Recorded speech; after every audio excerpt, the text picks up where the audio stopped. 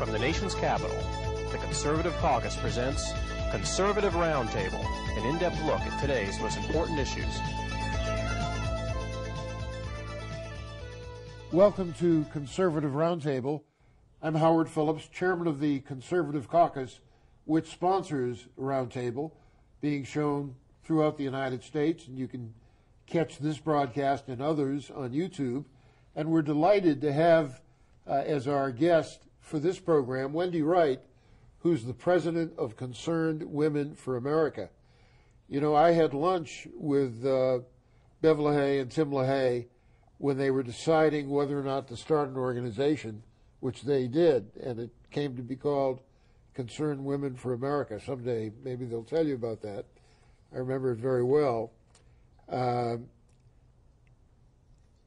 does Concerned Women for America differ from other women's organizations? So you've got Phyllis Schlafly and Eagle Forum. You've got the National Organization for Marriage. You've got all kinds of groups out there. How is CWA different? Well, we are a conservative women's organization, and we represent about 500,000 women and like-minded men. We like to say that we are the women's organization that likes men.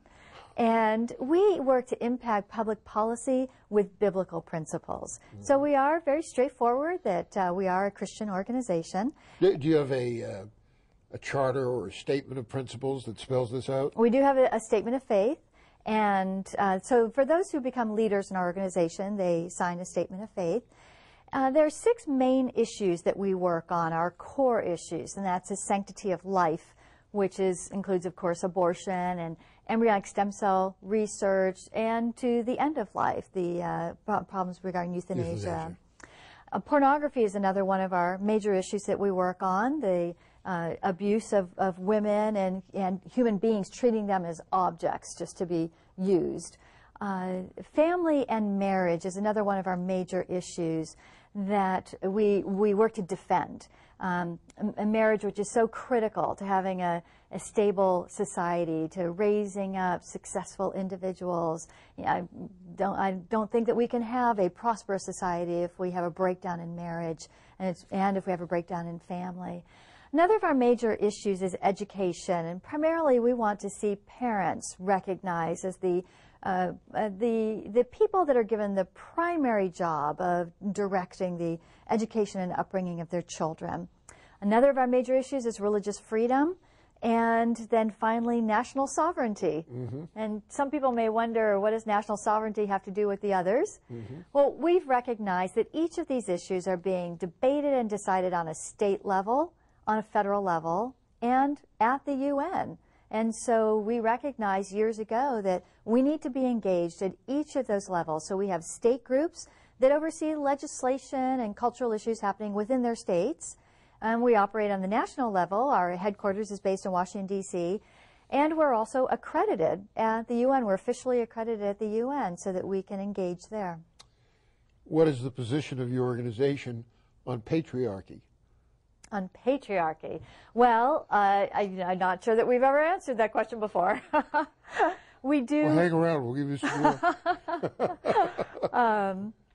You know, I guess there would be some people that would look at it from, say, what's a biblical standpoint on patriarchy, and others would look at it from like how that's worked out in different societies, where the man would be considered the absolute ruler within the family, and I consider things like Sharia law, in which the male is considered almost like the owner of the family, and the women and children are treated almost like property.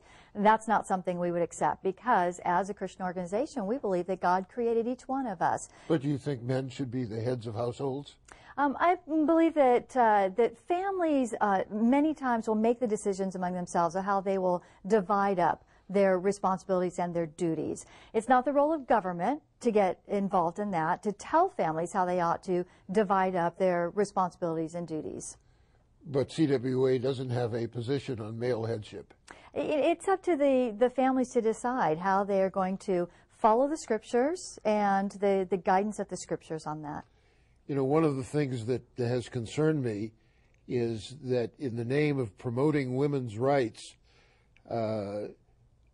several administrations, frankly for decades, have pushed the idea of population control. And we spend a lot of our foreign aid money promoting something which, in my view, is very anti-family. It is, and when you look at some of the programs that have been instituted in other countries and then recognize that some of our tax dollars going to that, it's extremely disturbing. Look at China's one-child policy, the forced abortion, forced sterilization policy. And it was the United Nations Family Planning Association that helped to create that entire system. And yet, some of our tax dollars are going to the UNFPA. We spend hundreds of millions of dollars a year. It's been increased to up to $600 million a year in international family planning. There was a serious problem a number of years ago in which some of the programs being funded by that were forcibly sterilizing women and men. Women, particularly in Latin American countries, would walk for miles to get food aid and then be told that they weren't allowed to get that food unless they had to trade. Yeah, unless they submitted to being forcibly sterilized. So Is genital mutilation one of your issues? That is an issue we're deeply concerned about, that in other countries that this is allowed, and it's done that through was an issue in the recent uprising in Egypt. Oh, yeah, really? Yeah, and there were unfortunate examples of that. Of course, the tragedy recently, just before this broadcast, was that I think her name is Lara Logan, a reporter for CBS, was mauled and raped by a crowd that was promoting so-called freedom in Europe. Now, what about Planned Parenthood? Why is it still getting government money? That's something we are working on to remedy. We would like to see all government funding, federal and state. When I was head of the Office of Economic Opportunity, I cut all that stuff off, and we had people on our staff who worked entirely on the pro-life issue. Bob Marshall, who is now a member of the Virginia legislature, was in charge of our anti-abortion desk at my office, and we did everything we could to oppose government policy promoting abortion. And it's incredible that so many people permit themselves to be characterized as pro-life when they support abortion with so-called exceptions.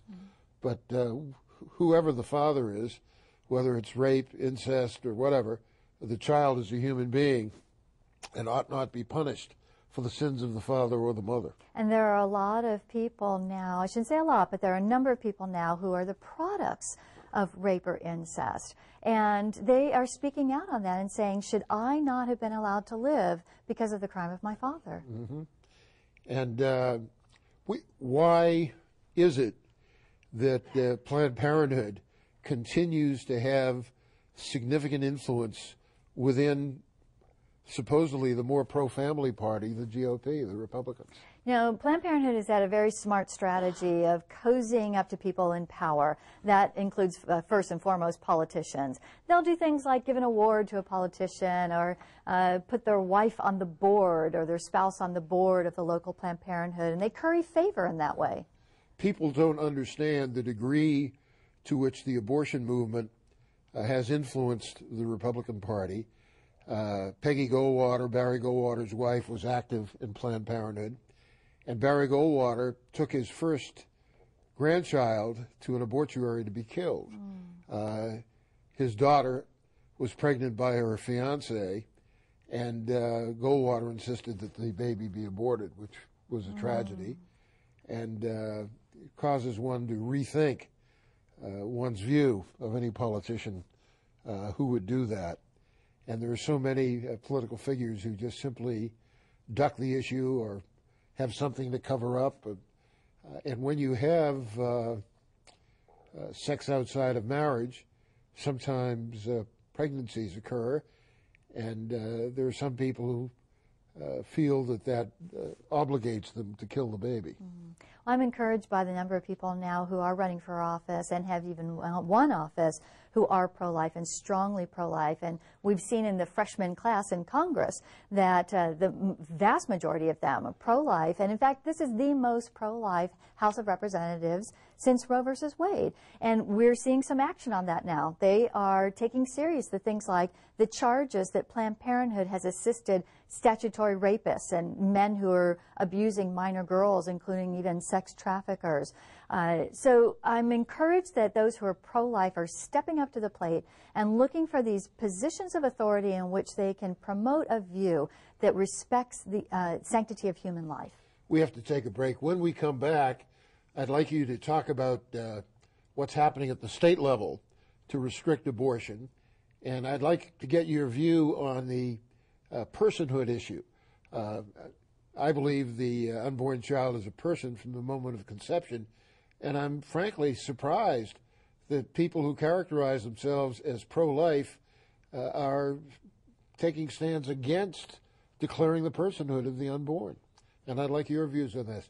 Stay with us. We'll be right back with Wendy Wright after these messages.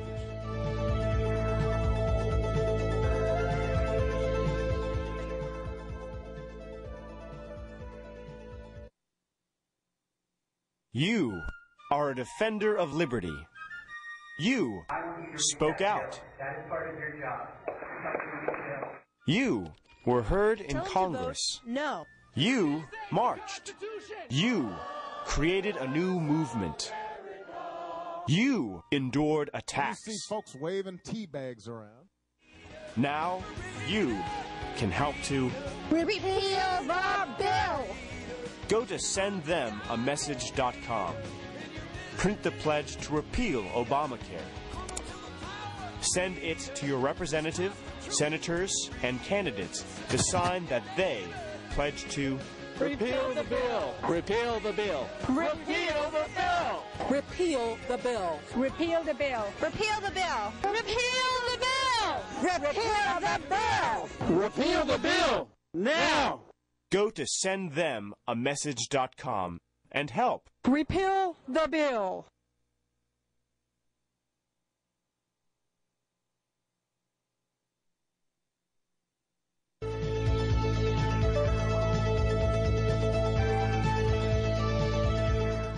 Welcome back. I'm Howard Phillips, Chairman of the Conservative Caucus. By the way, if you want to share this broadcast with others, this will be on YouTube, and that is a way in which they can hear more of Wendy Wright. Wendy, there is one issue recently where we were allied with CWA. We had a board meeting on January 10th, and one of the issues we discussed was whether or not to take part in the Conservative Political Action Conference. And on the merits, we decided it was not a good idea because of their involvement of people who were pro-Sharia law, people who were pro-homosexual, etc. And we were also influenced by the fact that the Heritage Foundation, CWA, Family Research Council, and others decided not to take part in CPAC. So even though there was a huge crowd there, I think you and I made the right decision by not reinforcing what they were doing. Yes, I think there have been a number of problems that have come up with CPAC over the last couple of years, and it really seemed to come to a head this year. We were discouraged last year when the CPAC allowed Go Proud, a homosexual organization, to be rather prominently featured, and we had expressed our concern to the leaders of CPAC. This year, we decided not to participate because Go Proud was given an elevated position, as well as there were questions of financial mismanagement. And that was a big issue. Yeah, so not yet resolved. There is new leadership, brand new leadership of Mr. Cardenas. Yes, of the ACU, which oversees CPAC. So we anticipate that there will be some changes. I look forward to meeting with Mr. Cardenas, Al Cardenas, and others to see what we can do to help bring the conservative back to CPAC. How do you organize CWA? How does one become involved to support your efforts? Well, we are a grassroots organization. That's our strength. When we speak, I mean, nobody cares what Wendy Wright thinks, but when I mentioned I care. When I mentioned that we represent 500,000 people, then politicians take notice. And so we can build our network through... And are all of those 500,000 donors? The way that we count is those who have, within the last 2 years, have either donated or have acted on something that we've asked them, like signing a petition. We have a grassroots network made up of our state leaders. We have about 30 states in which we have state leaders with their steering committees. They will testify in their state legislatures. They speak to the media. They help to organize. And we also have smaller chapters, over 500 of them, called prayer action chapters. They meet once a month. We give them a list of things to pray over, like there's a bill in Congress we support, and then they put feet to their prayers. They will contact their congressman asking them to support that bill. Which members of Congress work most closely with you? Well, I'm glad to say that has grown, especially with this freshman class. And it's also been helpful that we now have a PAC, Concerned Women Political Action Committee, and that endorses candidates. How much money in the PAC? I don't know off the top of my head. How much money did you give away? I'm afraid I don't know. We have a director of our PAC, Mike Mears, and who's done an absolutely wonderful job. And he's not a woman. And yeah, he's one of those like-minded men. Okay. He does a wonderful job of checking the candidates. We have a rather extensive survey that candidates have to fill out. As I mentioned, we have 6 core issues. That's a lot to cover. And the candidates have to be 100% on our survey. Not only that, they have to have a record. They have to have shown that this goes beyond words, that they've actually done what they say they believe. And do your members have mixed feelings about your participation at the United Nations? How do you defend your efforts there? I'm sure there are good reasons, but what do you say? Well, just as you pass, if a law gets passed in the state, that affects the state. Pass a law on the federal level, that affects the nation. Pass something at the UN, and it affects the world. And so we engage... If you take the UN seriously and obey what they tell. The problem is we have some judges that take the UN seriously. We have lawyers that take it seriously, and they argue cases looking for guidance from UN documents. We even have Supreme Court justices that have cited UN treaties to which the United States is not even a party to those treaties. Now, do you have a bias in favor of women when Obama names Kagan and Sotomayor to the court? Are you blinded by their female gender in deciding whether to support them? We look at merit, and to prove that out, we opposed Harriet Miers, who was a nominee of President George W. Bush. We look at, are they qualified for that office? I noted that Obama gave one of his Freedom Awards last year to Sandra Day O'Connor, who, in my opinion, was one of the worst justices ever to serve on the court, who did so much to promote abortion and other horrible issues.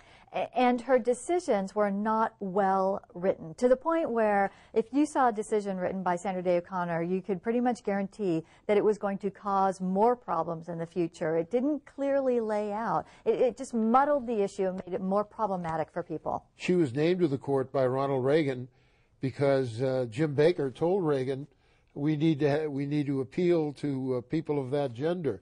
But discerning women would have looked beyond the gender to ascertain whether this was going to be a good vote or not a good vote. Yeah, I completely agree that we shouldn't judge people by their sex. We need to look at, are they qualified for the office?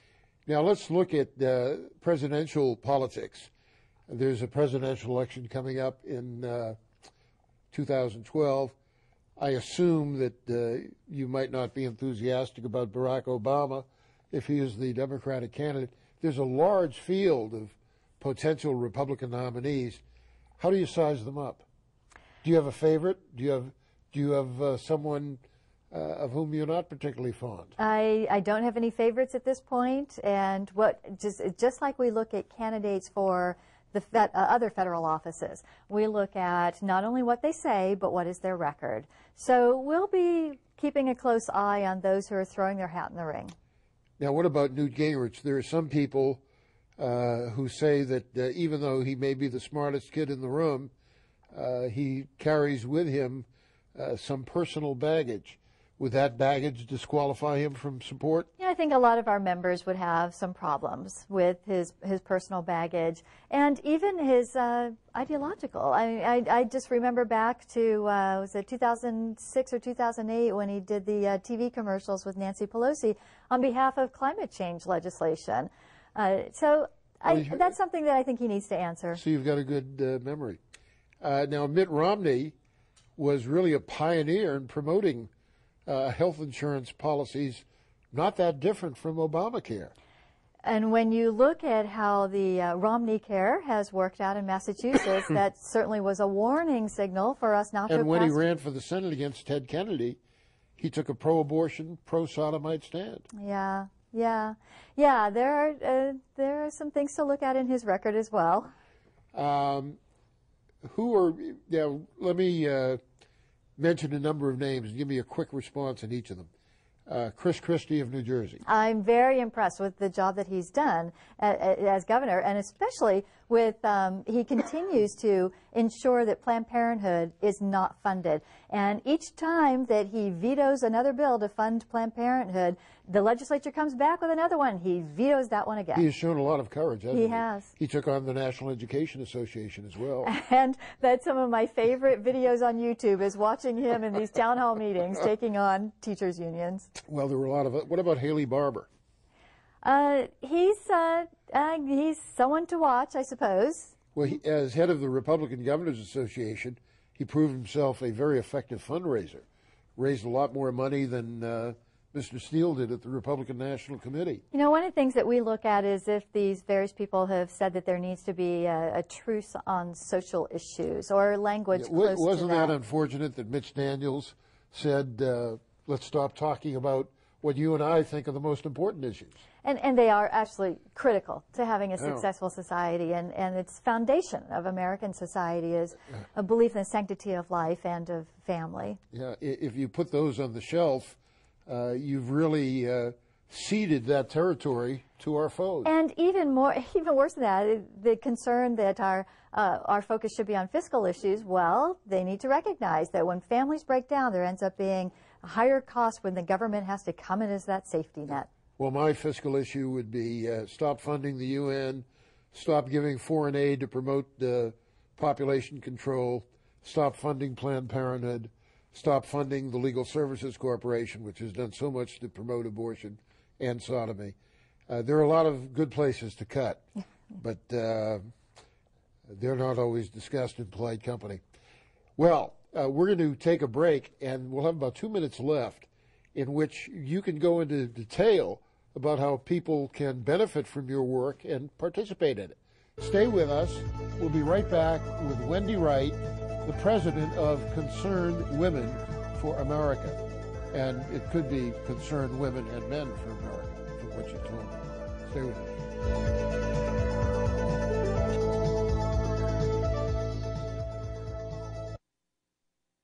Hey, listen. This is the greatest thing. I want to tell you something. Something's happening in this country. And I want to tell you, look around my friends here. My friends here in Washington, come over here. See all these great people?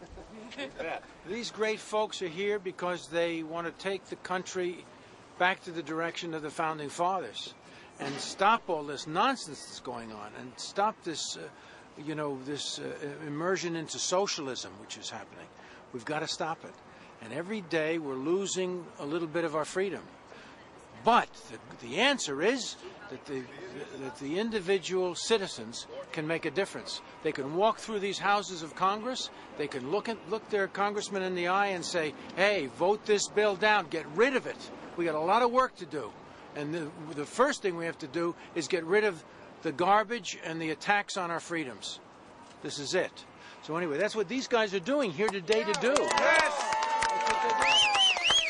And I say, all of you guys out there, with the sound of my voice and the visual that this great gentleman has created, get down here and do your responsible citizenship by going and seeing your representatives and telling them, what you want, because this is your house. It's not their house. Yeah. Get in there and tell them what to do, and let's begin cleaning this country up. Is a big mess has been created in only a year's time, in 9 months' time, really.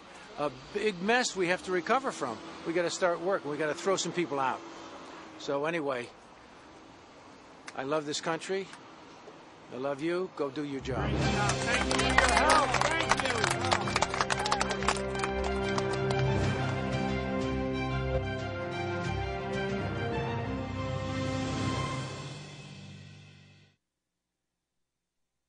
Welcome back. If you're interested in the kinds of issues we discuss on Conservative Roundtable, you can catch all of our shows on YouTube, and we're on the air directly on stations throughout the United States of America.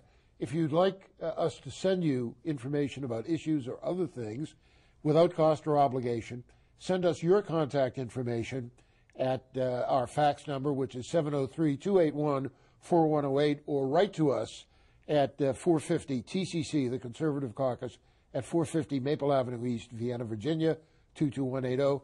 Wendy, tell us how people can become involved with the good work you're doing. Oh, well, there are a number of ways to be involved. You can donate to us, which is one way. We're not allowed to say that on this program, but go ahead. And, getting involved in your local area through prayer action chapters, and as I mentioned, joining to pray with people in your community. And through that, many times people will get involved within their local community in outreach. We also have a program called Project 535. People will come to Washington, D.C., or we have some in our state capitals where we will brief them on an issue, and then they will go up on Capitol Hill, 2 by 2, and go meet with congressmen or senators. We'll target whichever senator and congressman that is going to deal directly with that issue that they are lobbying on. And it's a wonderful way to meet with the representatives and to have a direct contact with them. In doing that, our lobbyists will take down a report. We have a brief time, but I forgot to ask you, personhood. We've only got about 15 seconds. What's your position on that? We believe that life begins at conception. So you support legislation for personhood. We support legislation that will protect unborn children from the moment of conception. Wendy, thank you so much for joining us on Conservative Roundtable. Thank you for watching the program. We'll see you next time.